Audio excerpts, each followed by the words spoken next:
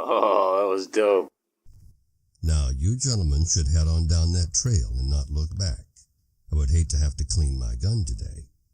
Welcome back to Rufus the Villain's True Crime Corner. What's up, Josh? Yo, yo. So this is the second part of Butch, Cassidy, and the Sundance Kid. Indeed. The research you did on the last episode was pretty amazing. Thank you. And the paperwork you've got in front of me right now makes it even more intimidating. Indeed. So can you kind of give the listeners kind of an idea of where we left off? Sure. No. Yeah. Definitely. Well, I'm really excited for today's episode. I am too, man. So we're Butch and Sundance are finally gonna meet, and we're gonna talk about the Wild Bunch, and like I said, the end of the last one, some more robberies, and we're eventually gonna go to South America, which is interesting. Oh shit! But I wanted to thank everyone for bearing with us last time. Keith wasn't feeling well, and I was doing a bunch of stuff last minute, so it wasn't as polished as we'd like normally. Well, I'm getting ready to have a wisdom tooth pulled, so bear with me, guys. So, if you've ever had that happen, Actually, on that note, you guys are going to be maybe waiting for Nerdy Bones. Yeah, I'm pretty, because I'm getting my wisdom tooth pulled on the day that we actually record Nerdy Bones. Mm-hmm. So it would be kind of remiss for me to sit here and be like, "Hey, Nick, my face is flat," So yep. Because like I said, we try to always elevate and evolve as far as our stuff goes. So one of my favorite things that we're doing this coming up month is we're doing the history of St. Patrick's Day. Cool, yeah. That's gonna be great. That's really cool. So yeah. So actually, like I was just going to say, thanks for bearing with us last time. I do actually have a couple corrections that I wanted to fix. So I remember last time you asked me where Hole in the Wall was, and it's actually in Wyoming. Really? So so I wanted to correct that. And something else that was bugging me in the beginning, I referred to Sundance as a character, and although he was quite the character, he was not a character in a fictional sense. So, nice. And also, Josie Bassett, I forgot to mention her. She actually... she was with Butch for a little while when he was first at the Bassett Ranch. Well, she followed him around a lot, right? Yeah, exactly. So there were actually two sisters. He was dating Josie first, and then Anne later on, and that'll come in relevance later. But I wanted to mention that. So. All right. So without further ado, so hit me with that research, son. Yeah, man, like we were saying last time, Butch was having some pretty decent success with his robberies, and Sundance, not so much. So Butch had actually gained a reputation around Robbers Roost and Browns Park as a mastermind for planning all these heists. And he had also made acquaintances with many outlaws and bandits as they came and went in all these favorite hideouts of his. Well, he got known for being like the mastermind, right? Yeah, exactly. Yeah. So most of these guys were in their 30s, and they had experience as cowpokes, and many of them had turned to become an outlaw after the blizzard, like we talked about before, 86, 87. That pretty much killed all the cattle. That was rough, dude. Yeah, that it really was rough. And so all these guys, this roster of horse thieves, bank robbers, and killers would make up the 100 or so revolving members of the Wild Bunch. The Wild Bunch. So generally, there were never more than 10 or so at one time. Butch would recruit based on a person's talent or his situational need for the job. Every outlaw was vetted for loyalty, trustworthiness, fearlessness, and skill with a horse and weapon. Remarkably, none of them would ever turn on the bunch, even under promise of reward or threat of punishment. Some of the other notable members, besides Sundance, of course, were Harvey Kid Curry Logan and George Flatnose Curry. They were both cold-blooded murderers. Those guys were crazy. So Harvey actually got his nickname from George, who he looked up to, and so that's why it was Kid Curry. Kid Curry was because George was George Flatnose Curry. And so Harvey actually had warrants for 15 murders, but it was very well known that he had at least double that amount. Shit, and that's what's scary. That's what's scary. So Thom O'Day was another one. He was the bandit who was too drunk to mount his horse at the Bellevue robbery. I remember that story. Elsie Lay, Butch's first partner. Will News Carver, who got his nickname because he always got excited when he saw the name in the newspaper. Lonnie Logan, who was Harvey's brother. And Ben, the tall Texan Kilpatrick. The tall Texan, that's one that stands out in my mind. So Ben would always order ham and beans at a restaurant or saloon because he was illiterate and he couldn't read the menu. Yeah, he just like, do you got ham and beans? So Harvey Logan called him the lady killer of the gang. Butch originally wanted to call the group the Train Robber Syndicate, but it failed to catch on. The Wild Bunch was culminated from newspapers, saloons, the Pinkerton Detective Agency, and general gossip. The Pinkertons was a big thing back in the day. You know, like they were on a lot of cases. Yep. I actually have a little bit about them just a little bit later, so we'll talk about them in a bit. So Butch became the undisputed leader of the Wild Bunch, known as the happy-go-lucky cowboy who was always quick-witted and sharp on his toes. He was the exact opposite of what many would expect from an outlaw gang leader. Sundance ascended to become Butch's right-hand man and official gunslinger, even gaining the moniker fastest gun in the West. That's right. Which may or may not have been true, but he did have a lightning fast draw. That's right, dude. Like, you hear a lot of stories of, like, he would draw from the hip. Oh, yeah. So, I have one of those later. Okay, go ahead. Sundance was known to be moody and mostly introverted during his time with the bunch. He also had an affinity for gambling and drinking. The two likely met and grew closer over time at the Bassett Ranch, which had an open-door policy for outlaws and made good money hiding and trading with them. They also both courted women there, Ann Bassett and Etta Place, respectively. The Bassett Ranch was the social headquarters of Browns Park. Oh, yeah. It's kind of amazing to think about that because think of these two people came together, like without the way that they kind of how am I trying to phrase this? Without their outlaw ways being brought together, we wouldn't have never had Butch Cassidy and the Sundance Kid. That's true. Does that make sense? It does. Like their two individual personalities would have never made these outlaws that were so iconic. You're right. Actually, that leads into exactly what I was going to talk about next, good sir. That was on purpose. Indeed. So Butch and Sundance likely soon discovered that they had several things in common. There we go. They both had strict religious upbringings and a high value on family, but were estranged by their criminal ways. They had both gone to work at a young age to help their family. They had both worked as rustlers and also both served 18 months for horse theft. I thought, isn't that crazy that they both served 18 months? Yep. Like you said, very serendipitous. Yes, that's right. They were both well-read and loved books and also each shared a love for the nightlife. They could, quote, discuss larceny at length like others discussed sporting events. Right. Butch was usually cheery, while Sundance was usually moody, and each appreciated the other's perspective for the alternate point of view. Sundance had a bad attitude. He had a bad attitude.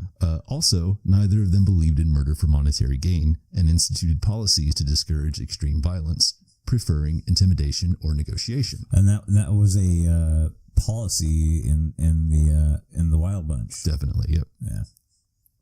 So Butch and Sundance would often get input on planning from the members in order to ensure their execution of the plan to sort of make them feel more involved. But Butch always had the final say. Right. And it's kind of interesting to think that Butch was always for most of it, right? He was the shot caller. Yeah, definitely. Yeah. So, okay, and his whole thing was we don't kill. Right. It's like intimidation. It's like shock and awe for Butch, and he famously said, "I never killed anybody." Yeah, well, like I said last time, they sort of had converging paths, and so that was what I tried to sort of illustrate in the previous episode was how they each kind of had their own thing going on individually, and they sort of merged together. So there were some individual robberies, where like Butch and Sundance and Harvey Logan and those guys were doing their own thing, but sort of after this period, 96, 97, 98, like this was when they became the Wild Bunch. Yeah, and then Butch was in charge from there on. So Right. So continue. So Butch and Sundance likely spent the winter of 1897 and 98 in hiding, and neither were up to much mischief. However, at this point, their reputations preceded them for current and past heists, and every unsolved bank and train robbery was getting blamed on the Wild Bunch, whether they were involved or not. Well, that's why they had a huge like a posse sent after them. Yeah. Like you said, whether it was them or not. Yep. And, at this point, the governors of the states, Colorado, Utah, and Wyoming, they were discussing eradication of the outlaw gangs. Right. Something I won't really get into, but there was a situation with Spain where the government was sort of distracted for a while with Cuba and all that stuff. I don't know if you heard about that in the book. Yeah. But but then they eventually turned back to the gangs, and so they were sort of back in the same boat. Right. So Butch, Sundance, and Elsie wandered south, this time in search of honest cowhand jobs. They made their way to the WS Ranch in a remote area of southwest New Mexico, near Alma, New Mexico, just across the Arizona border. Their area was known for hiding outlaws, and the ranch owner, William French, was not interested in his cowboys' pasts. The three soon again became loyal, hardworking ranch hands. Butch quickly impressed his new boss, being promoted to trail boss under the alias Jim Lowe. Wow, that's right. And like to be a trail boss is like I don't remember the exact definition of a trail boss. It's like a step above a cowboy, right? It's like the team leader. It's like the foreman in a construction job. That makes sense. Yeah. That makes sense. Because like if you're a trail boss, it's like kind of like you think about like Billy the Kid and the guy that he worked for. Yeah. They got killed. Yeah, he would have been a trail boss. Yep. So, in Humboldt, Nevada, on July the 14th, 1898, at 1:25 a.m., Sundance and Harvey Logan climbed aboard the tender car of the Southern Pacific Passenger Train Number 1. I'm sorry, I'm laughing because leaving town. George Curry waited up the track at a large pile of railroad ties with getaway horses. They forced the engineer to stop at the railroad tie pile and took him hostage back to the express car. The brakeman ran back to town to get the sheriff. The bandits threatened the express messenger with dynamite, and he opened the door. They used dynamite to open the safe and blew the entire top of the express car in the process. They cleaned out the safe containing about $26,000 in cash and jewelry. How much would that be at this point? 26 times 25, whatever that is. So probably about, like I said, 50,000 times 25 was $1.5 million. So about $700,000. That's ridiculous. Yeah. So they covered their feet with money bags to hide boot prints, shook hands with the train employees, and raced away northward. The express company put a $1,000 reward for each of the robbers, but they had a 2-hour head start. Butch likely planned the robbery, but remained working on the WS Ranch for the next several months, and Sundance's whereabouts were also unknown during this time after the robbery. Well, I've always, through listening to this book, like listening to it, I didn't read it, but Butch was always like like the brains, right? And then you have Sundance as like the brawn. Yep. Like he's the guns. Mm-hmm. He's like Butch was so on point of like putting together a robbery. Yeah. But Sundance was there to like, nobody move. Yeah. Well, I mean, and Butch would be involved in some of them, but like he kind of had his reasons for not being there. Like for this one specifically, I think he was just trying to build a good work rep with his boss, you know? Yeah. And like he sort of had a supervisory position, you know, so he wanted to sort of keep that squared away. Yeah. You know, and there are some robberies later with different reasons why he's not there, but we'll get into all that. Alrighty. So at 2:18 a.m. on June the 2nd, 1899, the Union Pacific westbound number 1 Overland Flyer Limited was flagged down by 2 men with emergency lanterns at milepost 609 near Wilcox, Wyoming. Fearing the upcoming bridge was out. Yes, okay. Wilcox, Wyoming. Fearing the upcoming bridge was out, the engineer stopped the train. 2 men boarded and forced him to proceed up across the bridge. After the train crossed, they blew the bridge and then uncoupled the passenger cars from the rest. The engineer was then instructed to drive another 2 miles where 4 more robbers waited. After finding nothing of value in the mail car, they moved to the passenger car where the messenger, Charles Woodcock, refused to open. They placed dynamite at the door, and the charge blew off the whole front and side of the express car. He's like, oh, my bad. They had overmeasured the explosive, and the car was reduced to a twisted metal frame. Woodcock was dazed, but otherwise uninjured. I love this story. Yeah. Because he's went through that more than once. Yeah, they're like, we have dynamite. He's like, fuck you, buddy. We're going to blow you up. So after Woodcock's refusing to open the safe, they used a proper measure of dynamite to open it, finding anywhere from $30,000 to $50,000 in cash, unsigned banknotes, gold diamonds, watches, and other jewelry. I'm always interested in like the conversion of like how much money would be on hand at that point. Yeah. I didn't mean to interrupt. I'm sorry. No, you're all good. So they escaped north and used relay stations for fresh mounts. News Carver, the Logan brothers, Ben Kilpatrick, George Curry, and Sundance were the 6 involved in the robbery. Butch planned it, but there is evidence that his physical absence was due to his promise to the governor to stay out of Wyoming banks and trains. That's right. Union Pacific Railroad immediately placed a $1,000 reward for the bandits, dead or alive. Pacific Express and the U.S. government matched this amount, totaling $3,000 each, or $18,000 for the 6 Wild Butch members present for the heist. Harvey Logan gained much unwanted attention for the gang by killing a sheriff, Josiah Hansen, while fleeing a posse after the robbery. Dude, like, if you, when you kill somebody and flee, especially in the Wild West, like, you're gonna have, like, a bounty on your head. Well, that was very serious, but, like, even, it was more serious when it was a lawman or a sheriff or something. Well, absolutely. Because, like, I had family that were, what do you call it, Texas Rangers. Okay. And like I've heard like stories here and there, and like of course on my end with my family they were embellished. Right. Like oh yeah, like we chased Billy the Kid. I'm like, yeah, I'm sure you did. Right. I'm sure you did. But continue. So on June 25th, 1899, the mugshot from Butch's prison stint was published in the New York Herald with a story about the Hole in the Wall gang. The Wilcox robbery spurred the Union Pacific Railroad to hire the Pinkerton National Detective Agency to search for the robbers. The Pinkerton National Detective Agency was founded in 1850 by Allen Pinkerton in Chicago, Illinois. The original building featured a huge black and white eye on the front and is the origin. That's kind of dope, actually. And it is actually the origin of the phrase private eye. Whoa. Yep. That's right. Charles Siringo and W.O. Sales were 2 of their most prominent agents on the case, with scores of others. During their investigation for the Wilcox robbery, agents shot and killed a fleeing Lonnie Logan, Harvey's brother. Elsie Lay was arrested and sentenced to life in prison after a shot from his revolver mortally wounded a pursuing sheriff after a robbery in New Mexico. What was the town that was at? Do you remember? For Elsie? For Elsie? I don't know.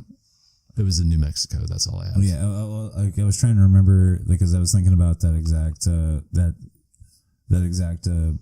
robbery. Well, I remember, earlier we said they were in near Alma, but I don't know if that was the same town where the robbery took place. Because remember, they were on that ranch near the Arizona border. So. Yeah. Continue. So Pinkerton agent Frank Murray visited the W.S. Ranch and showed William French pictures of the Wild Bunch, one of whom he admitted was his foreman, Jim Lowe. Butch was away from the ranch at the time of the visit, and upon returning, French told him of the encounter and pictures.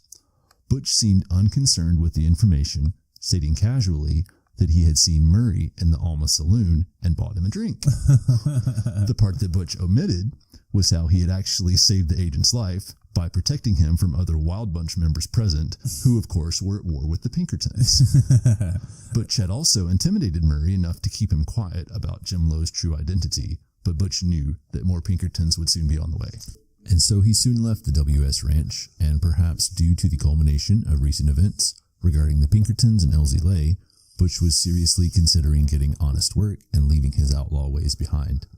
He returned to Salt Lake City, where he visited a lawyer, Orlando Powers. Under client privilege, Butch expressed his desire to reform, admitted to his crimes, and wondered if there were any way he could be pardoned without prison time. Well, he was trying to go straight. Exactly. The lawyer confirmed that he had angered too many big corporations and they would seek justice. No matter what he did. Right. No matter what he did. After failing to make any headway with the governor of Utah, they considered petitioning the railroads, offering to formally end the Wild Bunch robberies in return for amnesty. Possible ideas included Butch even working for the railroad as security. Right. Which actually would not be a bad idea. Exactly. It's like when they hire those bank robbers to solve the safes. Exactly. No real progress was made in the effort, as Butch thought he had been snubbed by the railroad when they got lost traveling on the way to his meeting, accompanied by Douglas Preston, the lawyer. Okay, yes. So they basically, he picked this sort of like remote location to meet, but it was so remote and they didn't show that they got lost. And so he sat there and waited, and left them like this angry letter, like, "You bastards, I sat here all day and you never showed up." Yeah. How dare. Yeah, I know exactly what you're talking about. So in late August, Butch, Sundance, Harvey, and one more unidentified man wandered into Tipton, Wyoming, and ate at a railroad company restaurant, raising little suspicion even as wanted men. So at 2:30 a.m., August 29th, 1900, Union Pacific passenger train number 3 headed west out of Tipton. The engineer was soon forced by a gunman to stop the train up ahead at a bonfire where 3 more bandits were waiting. They decoupled the passenger cars and pulled the cargo cars ahead. They then attached dynamite to the express door, encouraging the messenger to open it after he'd initially refused. The express door opened, and out came Charles Woodcock. I'm sorry, but that name... I'm sorry, yeah. That's just a joke in and of itself. Yeah. Apparently, he had learned his lesson and allowed the bandits into the car and safe, where they looted bundles of cash and jewelry. And Charles had been there more than once. Right, yeah. Well, that was the second time. Like, he'd gotten blown up the first time, and this time they're like, we have dynamite. And he's like, okay. Okay, I'm good. Right. So amounts varied on the robbery, but Charles Woodcock slipped to the media that the take was over $50,000. And that's a lot. That is a lot. So meanwhile, Powers, Butch's Salt Lake City lawyer, had been seeking meetings with the railroads regarding amnesty for Butch, like we talked about a moment ago. The railroad actually seemed on board, wishing an end to the robberies. They actually recruited Matt Warner, who is now a free man, to talk with Butch about the options presented and explain why they didn't show up for his meeting. Unfortunately, all offers were removed when the railroad found out that Butch had robbed the Tipton train. Oh, well, yeah. That's kind of his fault, though. Well, yeah. Like, if you, like, get so upset that you're gonna, like, go rob a train again, like, that's, you're not fixing your ways. You're right. Absolutely right. You're gonna rob trains, like, all the time at that point. Yep.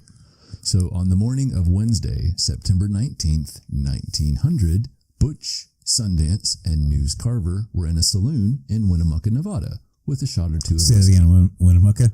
Winnemucca, Nevada. Okay. So Carver had recently had a disagreement with a skunk and reeked of a terrible odor. Have you ever reeked of a terrible odor yourself? Fortunately, not that I'm aware of. Okay. To that extent, at least, I hope. Their horses were tied behind the F.C. Robbins Mercantile Store in an alley that ran behind the First National Bank of Winnemucca. At noon, they pushed away from the bar and made their way over to the bank. They walked in the bank, faces uncovered, and drew their weapons. Butch had a Colt 45, and Sundance had a pair of them. Carver had a Winchester carbine.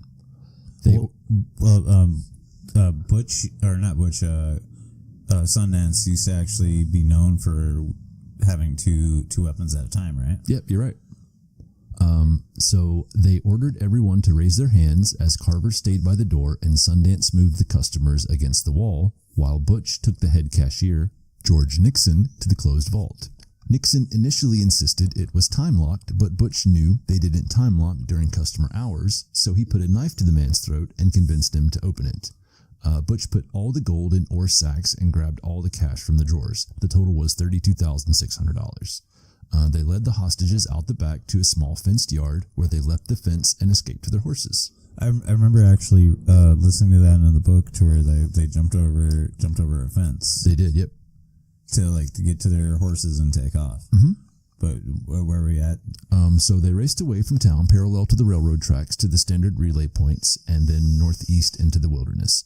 They had once again beaten the odds and the law, robbing a train and a bank within a 3-week time span. These two heists increase notoriety and focus on the Wild Bunch once again, with special units of Pinkertons and detectives assigned to them. Rewards from rail and express companies like Wells Fargo were upwards of $10,000 each. Shit. Dead or alive. That's a lot of money at the time. That is a lot, yep. Butch and Sundance soon realized that the new century brought a new breed of law enforcement and many new troubles for well-known outlaws. Charles Siringo, the Pinkerton agent, did not give up in his search for the Wild Bunch. He even visited Circleville and Butch's family, but learned little because they knew nothing about his outlaw career. That's kind of amazing that he went and visited his family in Circleville. Yeah. That speaks to detective work. Definitely, yeah. Okay, this is where this guy came from, and I'm gonna go here and talk to these people. Particularly, like you said, in that time with the lack of personal information, and there's no internet. Yeah, exactly. He had to actually do research and find where this guy came from. Mm-hmm. So That's pretty impressive. Very true. Yeah, like I said, the Pinkertons were no joke. I mean, it's they were no joke. Yep, it's sort of like it's sort of like a meme quality thing today. It really is. But really like in the day they were legit. So he also visited all the outlaw hideouts, but to no avail, as Butch, Sundance, Harvey Logan, Ben Kilpatrick, and Will Carver were in Fort Worth, Texas. Well, again, speaking to what I was just saying, it's you have at that point you were doing research to even know where these people were at. Oh yeah, but like you would have to have like talk to people to like get an idea of like, oh, this dude's going this way, and this dude's over here, and like this group of people is over here. Just sort of like backtracking people through where they came from. Exactly. Seems very difficult. Yeah, it's kind of unbelievable to me at this point. In my life, that like if I was to like have to like research somebody and like go find them without Google, what would I do? Right. But where are you at, brother? So the Wild Bunch was in Fort Worth for a wedding and also a farewell celebration. Fort Worth was a favorite destination in the West due to its modernization with electric lights and streetcars. It also had a full-scale district of saloons, brothels, and gambling dens named Hell's Half Acre. Oh, I know the Hell's Half Acre. Go ahead. It's worth noting there was a certain bartender in Hell's Half Acre named Mike Cassidy. He was a shady sort with a petty criminal past. This man, at this point, had a wife and family, but historians argue it is indeed the same man from Circle Valley. There's no evidence that Butch encountered Mike Cassidy while he was in Fort Worth. That's kind of interesting, actually. Yeah, I thought that was cool. Yeah, because that's where Butch took his name from. So, like I said, Butch and company were in Fort Worth for Will Carver's wedding to Callie Mae Hunt. On November 21st, 1900, the five men posed for a portrait, foregoing worn jeans and dusty hats for fashionable three-piece suits and derby hats. Which is dope, dude. That's I love the derby hat. I love that. So John Swartz, the studio owner, was so proud of his work, he placed it in the front display window. The Outlaws also each ordered 6 copies of the most expensive print available. The photo was a critical error for them as they had survived on an anonymity previously, and now they had publicly displayed their likeness for everyone to see. That's like basically putting out a wanted poster for yourself. Exactly. Legend has it that Fred Dodge, a Wells Fargo agent, passed by Schwartz's shop one day and recognized Will Carver. He ordered 50 prints and set out to identify the others. Oh, shit. Somehow, though, authorities certainly got hold of the photo, and every core member was identified and wanted posters were updated with the recent photo and distributed across the West. Pinkerton swarmed Hell's Half Acre, but the Outlaws were long gone. Yeah, well, and like I said, like that's literally like putting out a wanted poster for yourself. Well, this photo was actually really famous. Like I said, they were wearing sort of like wedding suits and derby hats, so there was a big misconception about their attire, because this wasn't what they normally wore. They were just there for a wedding. It was a different dress. It was a different, like you said, an attire. It was a different way to be dressed because they were at a specific like event. Yeah, exactly. And it was, it was sort of highly discussed because of the sort of unusual nature in the sense, that like Butch has his hat cocked to one side and Will Carver has his hat cocked to the other side, and like Harvey Logan has his hat pushed back. So some cowboy shit. Right. So this is actually the picture that we have posted for the episode. And so the guy bottom right is sitting is Butch, and then bottom left is Sundance. Middle is Ben, the tall Texan Kilpatrick. Tall Texan, that's the one that sticks out of my head. Top left is Will Carver, and top right is Harvey Logan. That's so badass, dude. Yeah. The cool thing is to like find that photo. Yeah. And the fact that we have that photo. Yeah.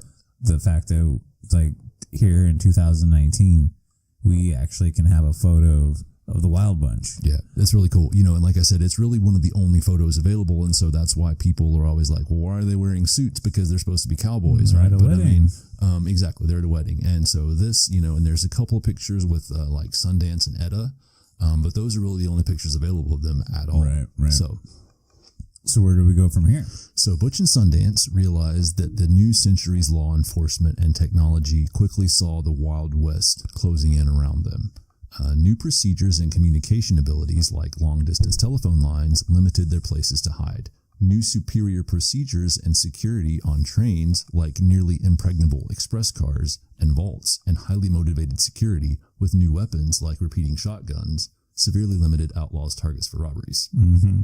Well, like the big thing is like with the telegraph and stuff like that, there is instantaneously when there was a robbery or something, it would be broadcast. Exactly. That speaks to the fact, they were no longer facing individuals, but they were facing a system that essentially organized different arms of the law. That's a perfect way to put it. They were facing a system anymore, not just individual, like, oh, I'm going to rob this train. Exactly. And nobody's going to know about it for a month. Mm-hmm. But it's a system now. So Butch was convinced that his time on the outlaw trail was soon over, and he intended to make sure it didn't end in prison or death. Sundance agreed, and they both wanted to get out before they were forced to take a man's life, as they were the only two remaining of the Wild Bunch who had never killed a man. Which is fucking awesome. Yeah, yep, I agree. They had forsaken their religious past, but they had never broken that most sacred commandment. So Butch and Sundance decided to leave the Wild Bunch and travel somewhere far away to start new, honest lives. They both had decent savings and could afford to start a ranch. Anywhere in the U.S. was no good. Canada and Mexico would not be good for them either. They decided on South America, as one of them had read a National Geographic article about Patagonia, an area in Argentina that was building a healthy cattle industry. Sundance insisted that Etta Place would be going with them. That's pretty awesome, actually. They each settled some personal business and then met up in New York City, where they played tourist for 3 weeks before departing the country. How cool would it be to play tourist at that time? Yeah.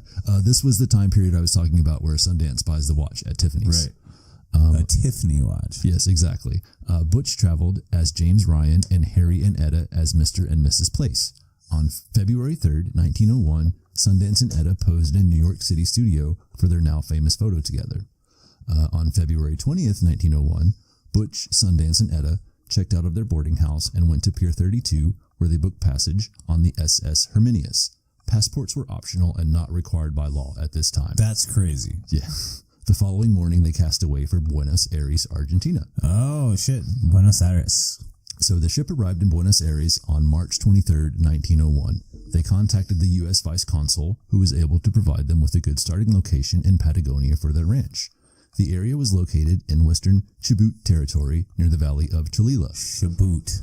It was at the foot of the Andes Mountains near the Chilean border, about 750 miles from Buenos Aires, traveling by steamboat and over land, and about 400 miles from the nearest railroad. This was the perfect place for seclusion from law enforcement. Butch and Sundance... There would be nobody there. Yeah, exactly. Butch and Sundance traveled there and found it similar to western Montana, with grasslands, lakes, and snow-covered mountains. They decided it was perfect. Yeah. Like for the both of them, like that's where they were from. Exactly. Yeah. So in June, Butch and Sundance purchased 16 colts and registered their brands to begin their ranch. They spent the next year clearing land and building the ranch. On April 2nd, 1902, Butch applied and purchased over 25,000 acres in the Cholula territory in the names of James Ryan and Harry Place. After the paperwork was filed, they were official landholders. While Sundance and Etta briefly traveled back to the U.S., Butch became lonely, and in a letter to Elsie Lay's mother-in-law, Maud Davis, he said how he liked the place more and more every day and had 300 cattle, 1,500 sheep, and 28 good saddle horses. Jesus. Right. Jesus. So, the trio eventually gained acceptance despite the language barrier, and Butch and Sundance soon proved to the gauchos that they were elite cowboys. Let's give the definition of a gaucho. It's just basically a South American cowboy, a very skilled horseman. Sometimes they're reputed to be unruly, but basically the Southwest version of an American cowboy.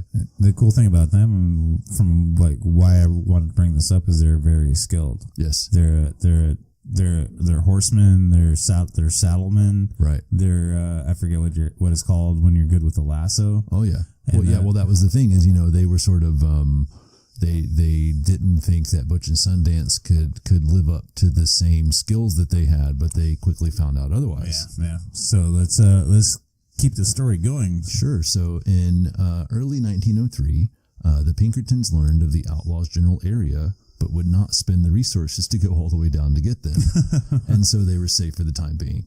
Things were going well for Butch and Sundance and Cholila. What reason would they ever have to go back to their bandit ways?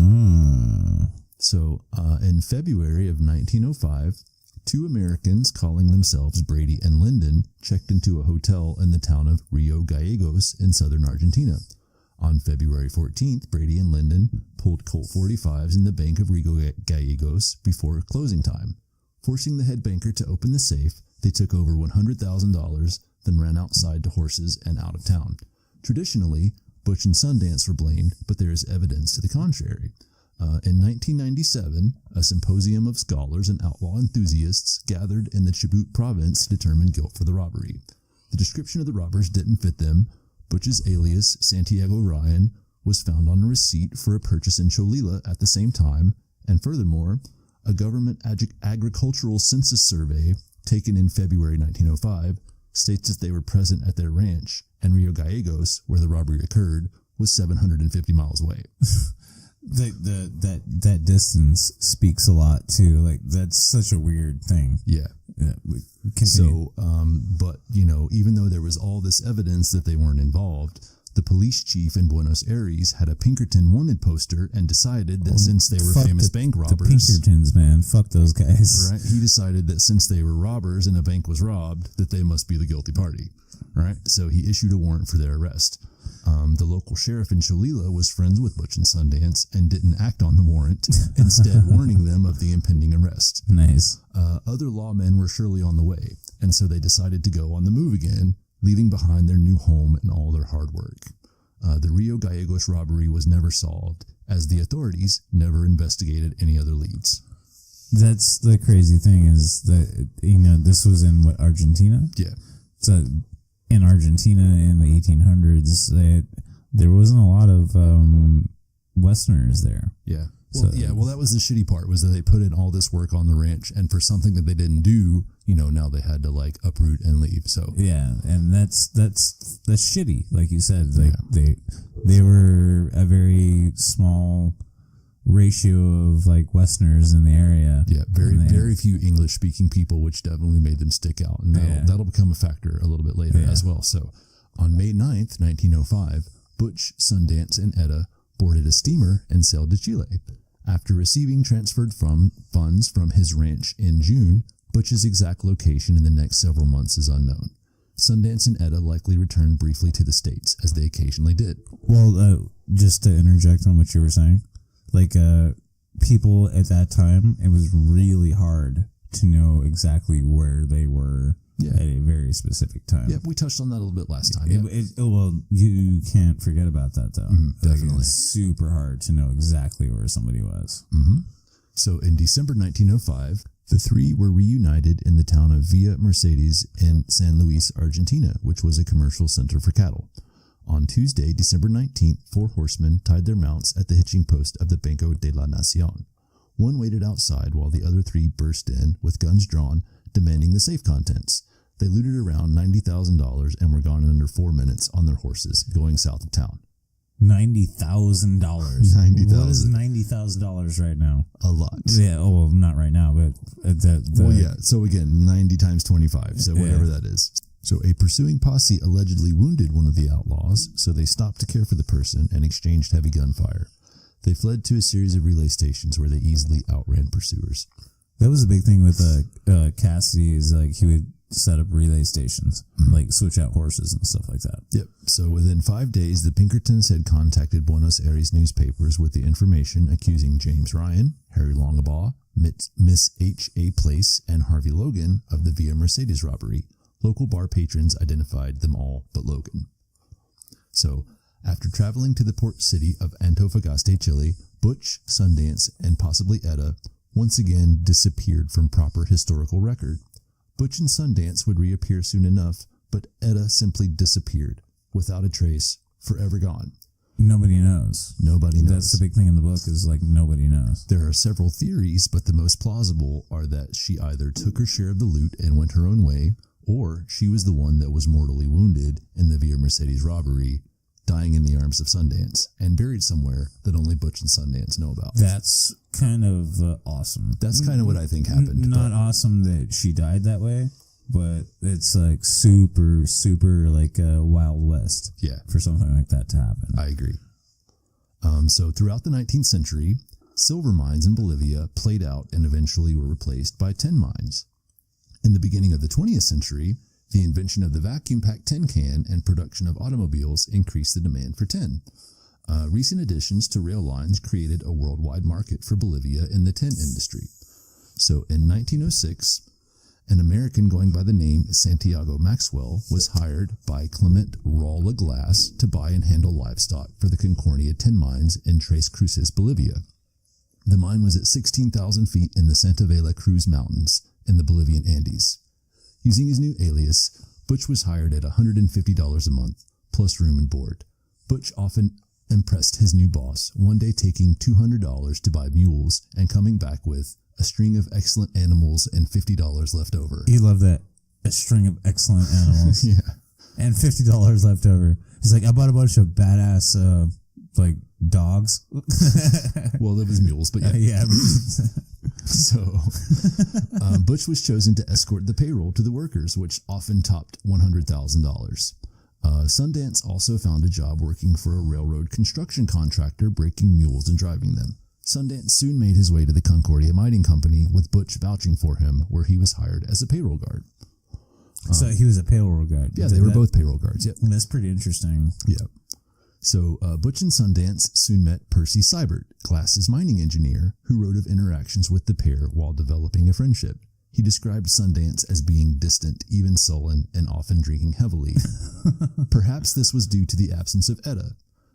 He described Butch as an exceptionally cultured, pleasant, and charming man.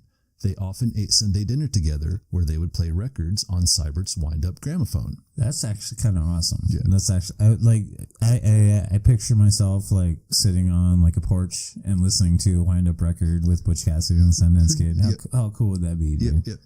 So one time, Butch and Rolla Glass had a lively discussion about which was the superior weapon, the Winchester rifle or the Colt 45 six-shooter. So Seibert wrote, this is a direct quote. So Seibert wrote, "At last Butch turned to Longabaugh. Let's show him, kid." Longabaugh jumped up, spun the cylinder on his six gun, and said, "Let's go, Butch."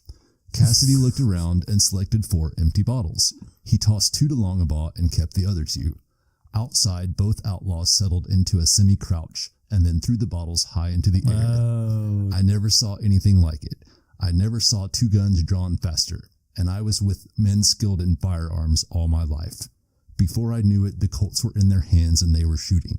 The 4 bottles crashed in splinters. They repeated this trick several times. Sometimes Butch missed, but the kid always hit the falling targets. That's right. However, against Mr. Glass, they weren't too good at fixed targets. As Butch said, "I guess we're better when our targets are moving." Yeah. Like that's kind of an interesting thing, because I grew up in a family of hunters. Mm-hmm. Like my family will actually tell you, like, when something's like fixed, it's kind of like it's a different kind of targeting system. Yeah. Like when something's moving, you're actually predicting the way that you follow the target. Yeah. It's different. It is. It's you don't like when you have something fixed. You just like aim at it and you like I'm like doing the bow and arrow thing because my family are but you have to lead it. And with leading it, it's kind of a different targeting skill. It is. Like when something's sitting still, you can just like point at it and let it go. Right. But when you lead something, you have to kind of predict where the target's going to be, the target's going to be after you quote unquote let go of the arrow, fire the bullet, whatever. Indeed. Yeah. So Butch took his new job seriously and one day heard of 2 locals' plans to rob the company. Butch gave them $50 and made them leave the mining camp. It's like, here's $50. I never want to see you again. Get out of here. Yep. The 2 security men worked hard but occasionally left for personal travels and would often come back with large amounts of cash. They were both locally known as gamblers, so folks assumed that's where it came from. The U.S. magazine still wrote about them with exaggerated stories like in the New York Herald on September 23rd, 1906. where they killed a bank manager during the Via Mercedes robbery. I love the air quotes. You guys can't see the air quotes. Right. Another story depicted Butch and Harvey Logan riding through the mountains in a stagecoach which had a passenger with a trunk full of gold. Allegedly, they'd thrown the passenger and the driver into a ravine and rode away bareback on the stagecoach horses. I love these like stories. Yep. Like it's these were just embellishments in the New York Herald because they didn't have any proper news. So, well, that's what I was getting at. Is like it's like an embellishment. It's like oh, Billy the Kid has killed 37 people, which never happened. But so it would have been difficult for Harvey Logan to be on a stagecoach because he shot himself on June the 9th, 1904, after being injured and trapped in a gully by a pursuing posse after a train robbery for a mere $50 near Rifle, Colorado. Allegedly, over 200 bullets were fired in the gun battle. That's amazing. Before his suicide, he was shot in the arm and both lungs. Logan held off the posse while his partners escaped. The railroad wanted to bury him as Tap Duncan, his alias, because they didn't want to pay the $30,000 bounty. Wait, so the railroad didn't want to pay the bounty? Right. So yeah, exactly. But the Pinkertons had him autopsied and confirmed with scars that it was actually Logan, so they would get their money. Right. Well, that kind of makes sense. Well, that's the Pinkertons. Right. So Butch regarded Harvey as one of the two bravest men I've ever known and wanted him to join them in South America, but Harvey declined. This is a reason he likely wasn't the fourth man in the Via Mercedes robbery. Who's the other bravest man Butch ever knew, you ask? Why, that's right, sir. Charles Woodcock, of course. In November 1907, Butch and Sundance took a leave of absence from Concordia in search of land to buy toward Santa Cruz. Finding nothing satisfactory, they returned to the tin mines. Eventually, maybe due to wanted posters, everyone at Concordia knew their true identities, and for some reason they freely admitted to their outlaw names. Well, and they were also the only, white men. Yeah. So, Butch confided in Seibert privately how much of his outlaw past and admitted they had come to the area to flee Pinkertons, railroad detectives, and the U.S. Cavalry. After a drunken saloon admission by Sundance one night, they decided it was time to go. Percy Seibert speculated that the two men had departed because they did not wish to bring disgrace to the company if word got out that outlaws were welcome there. Right. Like I said, they were literally like the only white men in the area at the time. Yep. And that made you stand out. So after leaving Concordia, Butch and Sundance soon got jobs driving mules for a Southern Bolivia transportation company as the Lowe Brothers. They were soon adrift again, however, crossing into Peru, where they stopped a stagecoach thought to have a payroll being delivered. I love this. They left empty-handed after searching the vehicle and finding nothing. As per Butch's policy, the passengers were neither robbed nor harmed at all, and they went on their way. I think you're thinking of a different one. But it turns out the mine officials sent this coach as a decoy with the following transport carrying the gold, because they knew that there was some funny business going on in the area. Some funny business. In the months between May and August, there were two unsolved payroll robberies stretching as far as the base of the Andes Mountains by two English-speaking men. By August 1908, George Lowe and Frank Smith had jobs or were at least staying at a gold ore dredging operation camp near Esmeralda, supervised by A.G. Francis, which cast doubt on whether they were involved. While staying here, Butch would often travel to the nearby town of Tupiza, where one day he overheard plans for delivery of a payroll of 80,000 Bolivianos, or $500,000, by the Aramayo Frank and Compañía silver mine, as their office was in town.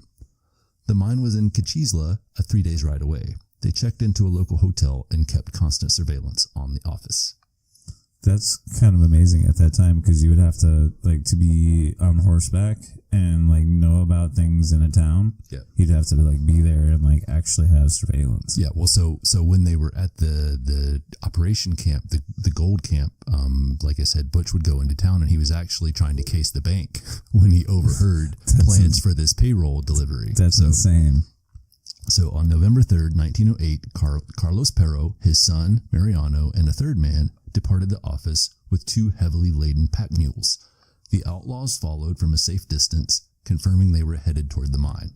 Knowing it was a 3-day journey, Butch and Sundance went ahead the first night when the pack train stopped for camp. The bandits set an ambush. That's people to know what was going on. You have to pay attention. Mm-hmm. So they found the perfect spot at the base of a mountain. On November 4th at 9:30 a.m., the Outlaws, armed with new Mauser carbines, Colt revolvers, Browning pistols, Mausers were no joke either, and full ammo belts, waited in the cactus-studded hills for the pack train to wind around the trail. When the mule train appeared, Butch and Sundance stepped out onto the path with weapons drawn, forcing them to stop. Hell yeah. Carlos Pero reported in a letter to the mining company. He wrote, "We encountered two well-armed Yankees who awaited us with their faces covered by bandanas and their rifles ready, and made us dismount and open the baggage, from which they took only the cash shipment. They also took from us a dark brown mule, Aramayo, which is known in the stable hands in Tupiza, with the new hemp rope. The two Yankees are tall, one thin and the other, who carried a good pair of Hertz binoculars, heavy-set. They clearly came from Tupiza, where they must have been waiting my departure to make their strike, because from the beginning they did not ask me for anything but the cash shipment." That's awesome. So Pero continued by saying they both wore new, dark red, thin whale corduroy suits with narrow soft brim hats so that only their eyes were visible. They were ordered off their mules in a very pleasant manner. They went directly for the payroll package and didn't check anywhere else. They were surprised to learn it was only 15,000 Bolivianos, about $90,000, and Pero explained the rest was scheduled the following week. The bandits headed south back toward Tupiza. Whether they realized it or not, they had made a crucial mistake. Butch's North American accent would drastically narrow the authority search. The mule train soon met up with a messenger who took a letter to the Aramayo mining HQ and then the telegraph line, where every town in the area was notified of the robbery and description of the Banditos Americanos. Banditos Americanos. Almost immediately, military patrols and groups of armed miners were searching the southern Bolivian countryside for the robbers. So Butch and Sundance moved through the wilderness under the cover of night, past Tupiza to Tamawahico, to the new location of the dredging camp. A.G. Francis sat with Sundance through the night as he told him of the payroll robbery. Butch was feeling ill and had to retire to his tent. Francis, quote, did not approve, but would not entertain alerting the authorities. In the morning, they were alerted of an approaching military patrol and finished breakfast before casually packing their mules. They insisted that Francis accompany them as a guide when they left. I can't say I've ever, casually packed my meal. Feeling he couldn't refuse them, he hesitantly agreed to go along. They went southwest following the San Juan del Oro River and then switched back north. Francis led them to a local village where he was known and they were allowed to stay in a private home. In the morning, they thanked Francis and sent him on his way, asking him to misdirect any patrols toward Argentina. After asking for directions in the town of Pucho, Butch and Sundance followed a trail that led them to San Vicente, a mining town. San Vicente was 14,500 feet above sea level in the Cordillera Occidental Mountains, and quite cold for an outside camp in November. The Outlaws inquired about overnight lodging at the home of a local resident, Bonifacio Casasola, who referred them to the mayor, Clayton Bayut. Say it again? Clayton Bayut. Clayton Bayut. So Bayut explained there was no town inn, but Casasola would allow them to stay in his spare room. Butch and Sundance agreed and asked Casasola to buy them some beer and sardines, giving him extra pesos. So, once they got to his spread, they unsaddled their mules and fed them, and then went to their room to relax. They left their rifles and saddles outside on the patio. They were unaware that the mayor, Bayut, had been warned to look out for them, as they were clearly two Americans with a black mule and an Aramayo branded brown mule. Nice. So, Bayut soon contacted a 4-man military patrol that had arrived in San Vicente hours earlier from Usuni. Captain Usto P. Concha led the unit, including Police Inspector Tomateo Rios, Soldier Victor Torres, and an unnamed soldier. They were searching for the payroll robbers but had stopped in town overnight. Concha was inexplicably away when the mayor broke the news, and so Torres opted to take the command of the remaining 2 men and led them to Hacienda Casasola. They were met and followed along the way by Mayor Bayut and several armed councilmen. So when the group of men arrived, Torres stepped onto the patio with his gun drawn and made his way toward the spare room that contained the bandits. Butch saw him peripherally and reflexively shot at him, mortally wounding him in the neck. He retreated and collapsed after firing more shots. A mortal wound to the neck is pretty rough. The other patrol and townsfolk also retreated, all repeatedly firing their weapons. Armed men surrounded the house as Bayut snuck away and found Captain Concha, who instructed him to gather more armed villagers. The initial firefight reportedly lasted as long as half an hour. Bayut reported that while he was away, he heard 3 screams of desperation, but he did not specify if they came from in the house or from the mob outside. Butch and Sundance were trapped in a circle of angry miners and army patrolmen, and their rifles, their best long-range weapons, were stuck out of reach on the patio outside. Yeah, okay. All right. No more shots were fired until after midnight, when Rios sent a single test shot to draw any reaction from the Outlaws.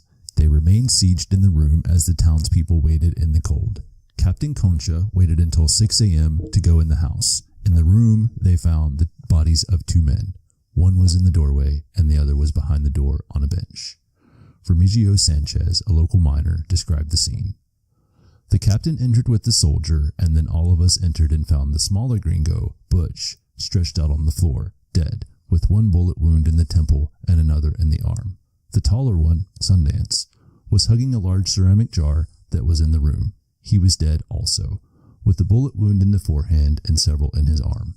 Robert Leroy Parker, Harry Alonzo Longabaugh, and Victor Torres were the only 3 men killed in the gunfire. Butch had shot Torres in the initial moments, and according to all accounts, eventually turned his Colt on Sundance and then himself. They must have known their wounds were not fatal, but perhaps feared death by the angry mob or a Bolivian prison. That would be the way I would go with it, man. Regardless, Butch and Sundance made certain they were ultimately the ones in control of their journey and final fate, just as they had always done. Hey, I love that. I love that. So, the 2 men who died that night were never identified to the public, only as the payroll robbers. The payroll robbers. Their report stated November 20th, 1908, that include depositions detailing the assisted suicide and suicide of the 2 Aramayo robbers. On November 7th, 1908, the bodies of Butch and Sundance were buried in unmarked graves in a cemetery in San Vicente, Bolivia. Butch was 42 and Sundance 41. This end to the lives of these legendary outlaws was mainly compiled from exhaustive research in San Vicente by author Ann Meadows. After San Vicente, there was no further correspondence from either Butch or Sundance with any of their family or relatives. Members of neither family were ever officially notified of their loved one's death, though the Parker family eventually heard by word of mouth that the notorious outlaws had been killed. Due to this lack of information and closure, perhaps due to the international borders, there was much skepticism and speculation regarding the fate of Butch and Sundance. That's pretty amazing. Like the fact that these 2 huge American outlaws met their fate that way. Yeah. But that's a shame and kind of also amazing at the same time. So Matt Warner settled in Utah after being released from prison, where he remarried. His previous wife had died and had 3 kids. He ran for public office under his real name, Willard Erastus Christensen, and lost. He legally changed his name to Matt Warner and served as a justice of the peace and then deputy sheriff. Later, he worked as a detective in Utah. The whole time, he ran a bootlegging operation on the side. Nice. He died peacefully at 74 in 1938. Elsie Lay had served 7 years in New Mexico of his life sentence and was a trustee. After returning from a trip with the warden, they found that some inmates had taken the warden's wife and daughter hostage. Oh, shit. Elsie took the initiative and persuaded them to release the women and was rewarded with a pardon from the governor on January the 10th, 1906. Elsie married a rancher's daughter in Baggs, Wyoming. They moved to California, where Elsie became a mining and oil geologist and supervised the building of the Colorado River aqueduct system in Riverside and Imperial Valley. That's fucking amazing. Elsie passed away on November 10th, 1934 in Los Angeles. Wow, dude. Wow. Even though the payroll thieves were never ID'd, circumstantial evidence points to Butch and Sundance as the ones who died in San Vicente. The physical descriptions of Butch and Sundance and their aliases, their known methods of robbery, and the fact that they vanished afterwards all lend to this theory. So there have, of course, been countless sightings and imposters. Perhaps the most notable was a man who admittedly shared some physical likeness with Butch, William T. Phillips from Spokane, Washington. However, it was eventually determined that his real name was William T. Wilcox, and he was in prison with Butch in Wyoming, where he had learned sparse personal details. Phillips died in 1937. Wow. It's kind of crazy that back in that time, because back in that time there wasn't really any databases of any type of like computer databases. Yeah. Like you could have I know this guy looks like that, and I know this guy looks like that. Right. So it would be really easy to pass yourself off as somebody else. Exactly. There'd be no real way to prove it because there was no DNA. There was drawings of the way that you looked. Yeah. But that was about it. Right. Also, take this as you will, but one of the most interesting and coolest, I think, sightings actually came from Butch's younger sister, Lula Parker Bettinson. She'd never met him before, as she was a baby when he left. Lula wrote, "One day in 1925, I know it was in the fall just before school started, some of my brothers were out on the range with the stock. My brother Mark was fixing the fence of the ranch when a new black Ford drove up. The kind with the old isinglass shades that you snapped on in a rainstorm. Mark looked up and surmised exactly what those it was are. a cousin, Fred Levi. The Levi boys were cattle buyers, and Mark supposed he was coming for that purpose. The man walked across the field toward Mark. As he came near, his face broke into a characteristic Parker grin. At first, Mark was puzzled. He studied the face and suddenly realized it could be but one person, Bob Parker. Oh, that's awesome. After a few moments visiting, the two climbed into the shiny car and drove to the brick house in town. Bob didn't know the family had moved into town, so naturally he'd gone straight to the ranch. This was home to him. Dad, 81, was sitting on the step by the door of the brick house, enjoying the shade and the afternoon calm. The flashy car drove into the yard and Mark stepped out. Rather slowly, the driver slipped out of the left side of the car and straightened up. At first, Dad wondered who it was. Bob's face for once was solemn. Perhaps he wondered how he'd be accepted. The screen door to the kitchen was open behind Dad's back. Bob took off his hat and twirled it through the door. It landed squarely on the post on the rocking chair inside. That's badass. Then he grinned that unmistakable grin. Dad knew him. No one could describe that meeting after all those years of uncertainty and separation. 41 years. That reunion proved the strength of Dad's heart. He survived it. Yeah. What was his dad's name again? His dad was Maximilian. Maximilian, yeah. Yeah. That's such a cool story. Such a cool story. And that's something that Lula wrote in her sort of memoirs. Right. She was then called over and asked to prepare supper for a guest at her father's house, which she agreed to do. She arrived and stepped into the room and came face to face with a stranger who looked vaguely familiar. Her father announced with a smile, "Lula, this is Leroy." Leroy. Lula was predictably shocked and immediately lost any resentment she may have held. They stayed up late visiting, Bob asking every detail they could remember about his mother, who died in 1905 when he was in South America. He remained in the area for about a week, telling them how he'd traveled through Europe and had trapped, prospected, and lived with the Eskimos in Alaska for a while. That's pretty awesome. Bob swore that Sundance and Etta were also living in Mexico City, and he had spent time with them there. The three had seen a bullfight, which he did not like. He told them he'd never married or had children and had been living under the name Roberts. When he left, he asked them never to mention anyone that he'd been there. Lula claimed that Bob Parker died in the Northwest in the fall of 1937. However, most historians believe that either Lula manufactured this story or that it was Phillips impersonating Bob. Wow. Maximilian Parker died in 1938 at the age of 94. Hell yeah. Hell yeah. So in 1950, Josie Bassett, who had called Butch her Browns Park Beau, also claimed to have seen Butch in Nevada in 1928 and Baggs, Wyoming in 1930. Elsie Lay allegedly accompanied him on the Baggs trip. When reminded by Elsie Lay's grandson that he had died in South America, Josie responded, "I know Butch Cassidy a hell of a lot better than I know you. He was here in Baggs in about 1930. That's awesome. It is argued that considering rumors that they had been intimate at Browns Park, it would be hard for an impersonator to deceive her.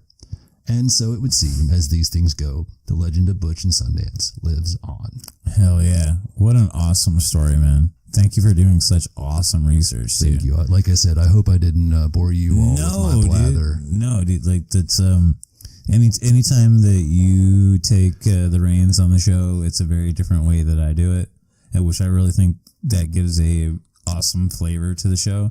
Like, because when I do it, it's different. And I think it's great, man. I think it's great because, like, when you do it, like, there's like some shit you could take notes on. Yeah. I think that's awesome. Thank you. I appreciate it. Yeah, I definitely think that's awesome. So, like, keep that shit up, son. Thank you. So, like, next month we're gonna do H.H. Holmes. Hell yeah. And that's like I said, I've already been looking at books and like research papers and stuff. Like, I actually found a criminology research paper on H.H. Holmes. Cool. Really cool. So I'm gonna have a lot of really neat. Like touch points from there. Yep, I found a good book. I think I'm going to check it out. It seems really, really thorough. So that seems like a good source for me. Nice. And of course, I can't talk about like LP enough. Their thing is they have their own like type of research, right? But like I try not to copy those guys. Yep. So thank you guys for listening to another True Crime Corner and. Hell yeah, Butch Cassidy and the Sundance Kid, man. Hey, Keith. What's up? Did you know that in the 2000 movie, The Way of the Gun, which is a pretty awesome movie, by the way, with Ryan Phillippe and Benicio del Toro, the two main characters' aliases are Mr. Parker and Mr. Longbaugh. I did not know that. That's fucking awesome. It's actually on Netflix. I did not know that. Yeah, that's pretty dope. That's dope. So, thanks again, brother. Yep, thanks, guys. Yeah, and we really enjoy doing this for you guys. If you guys have any suggestions for people to cover, definitely. Yep. Give us some ideas for true crime topics. Yep. So, and Rufus Villain's True Crime Corner. Thank you, brother. Thanks, guys. See you next time. And we're out of here.